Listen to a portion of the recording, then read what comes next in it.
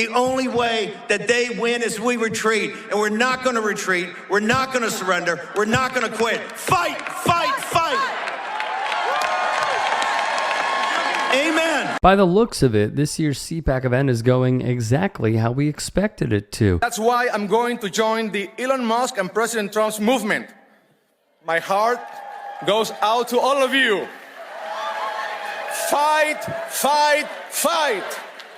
If you're at a rally like this, and at least one Nazi sympathizer is present without protest and decisive condemnation, then you're at a Nazi rally. Plain and simple. Steve Bannon yesterday did like a little bit of a salute. It almost looked like he was doing a Roman salute or a Nazi salute.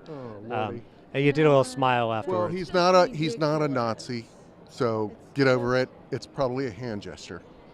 Case in point, even if Steve Bannon didn't hold Nazi-adjacent beliefs about immigrants and anyone who isn't a white Christian and didn't praise the work of Nazi-linked writers and academics, it would take a serious level of mental gymnastics to convince yourself that what we saw was in any way acceptable or normal. What were your thoughts on Elon Musk's hand gesture? The same thing. He is not a Nazi. That's a gotcha. It's the... Would you do that gesture right now? Hi. There you go. But it goes. The hand goes to the chest beforehand. Love you.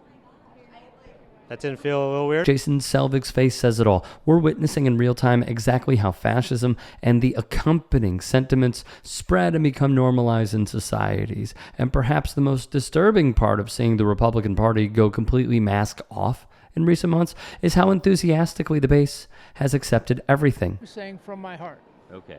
Oh, well, you just did it there. Yeah. That's not a Nazi salute. I felt slightly uncomfortable when you did it, but that's fine. Happens, right? Yeah. Okay. Just as a Jew, just World War II was like, whoa, so many millions of people, and so when people are doing the Nazi salute in one of the major parties, I'm kind of like, whoa, this is a dystopian hellscape. I'm saying it feels a little dystopian when it's like, oh, they were joking, or they just waved wrong or something. It's like it goes out with my heart. Well, there you did it again. All right. Davram Stiefler is spot on here. It is dystopian to see the party in control of all three branches of government openly embrace some of the talking points, policy positions, and iconography of an objectively evil institution that we once proudly celebrated defeating. We should be dancing on the grave of Nazi ideology, but you shouldn't be all that surprised at the revival given our country's white supremacist history and institutions and the right wing's embrace of authoritarianism. Do you actually work for ICE? No, not at all. Nope. Explain the outfit. It's $29.99 on Amazon. I would recommend buying a small if you're my size. This one's a little too loose for my liking. But yeah, if you want some entertainment, wear this and go to a Home Depot in a sanctuary city like where I live right now, Washington, D.C., and you'll see all the illegals. Not all of them, but you can maybe see a lot of them start to run away. And you feel like a group fitness instructor. It's really good. And you actually think that's funny? I think it's hilarious. Absolutely. What's not funny is them illegally... There you have it, everybody. One of the worst people I've seen here at CPAC, and that's saying something. Cosplaying as an ICE officer and relishing in traumatizing and intimidating people for simply existing and trying to earn better lives for themselves and their families is next level demonic. And in my opinion, anyone doing this should be prosecuted for an ethnic intimidation hate crime. But that's sadly wishful thinking with Trump's plan to stuff the legal system with his loyalists. Hey guys, quick break in the action. I have a new show coming out called The Rick Strom Show. It is going to be awesome. I'm interviewing musicians, athletes, producers, writers, journalists, authors, sports doctors. Go check it out at youtube.com/@TheRickStrom Also be sure to throw me a follow on Instagram, Threads, Blue Sky. It can all be found in the description box below. Thank you. And what is your first and last name? Brandon Fellows, yes. And so you were pardoned by Donald Trump. Now you've got the ICE immigration shirt. What are you doing with that? What am I doing? I mean, hey, it's a good political statement. Get lots of compliments from it. I got to say, you're the first guy today that didn't like it in here. You can't even get him to put the trash in the trash can. Oh. What do you think that comes down to? Leadership? Yeah.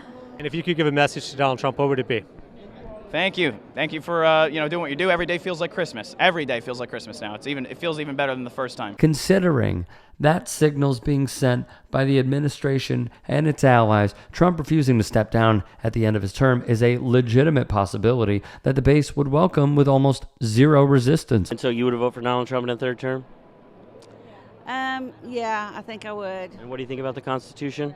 I'm a constitutionalist. What about the 22nd Amendment that would prohibit him from running for a third term? Yeah, it would bother me, but But you would still get your vote. you would still get my vote. But do you think that having a king goes with the American way of life? It's just like they call on Elvis the king. King of rock and roll. Michael Jackson's the king of rock and roll. What's the difference? He's the king of the presidency for us. He's the king of the presidency. He is the king of presidency, and I believe that's what he was referring to. And he is our king. And that's playing to the top of your intelligence. You don't think he meant that he was the king? No. Would you like to see Donald Trump run a third time? Certainly, I think constitutionally he can do that if he chooses. He can run for a third term? As far as I know, if it's non-contiguous terms, it's sort of one of those netherworlds. You'd be in favor of them changing the Constitution for him to run for a third term? Yeah, unless he turns into a Biden after 3 years.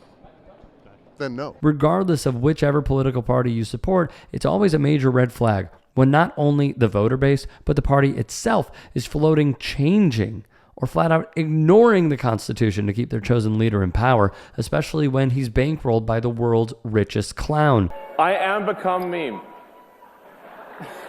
Yeah, pretty much. I'm living the meme. It's like there's living the dream and there's living the meme, and it's pretty much what's happening, But I'm with Elon. I'm with the hair plug Hitler himself, Elon Musk. Fraudulent payments. The rough estimate from Government Accountability Office is over $500 billion of fraud a year. $500 billion. And how long at a time? Per year. Per year? On Social Security? No, on all... on all government? On all entitlements. All entitlements. All Okay, entitlements, yeah. This is what it's always been about, cutting us off from the vital services our labor funds, all to siphon it into the pockets of the billionaire class and multinational corporations. Fascists and capitalists always align together when the going gets tough. And we're the only ones who can dig ourselves out of this mess. If you can and are willing, please become a paid member here at TYT Sports. And or go to tyt.com/join. In addition, you can follow me on Twitter, Instagram, and TikTok. Appreciate it. Have a great day.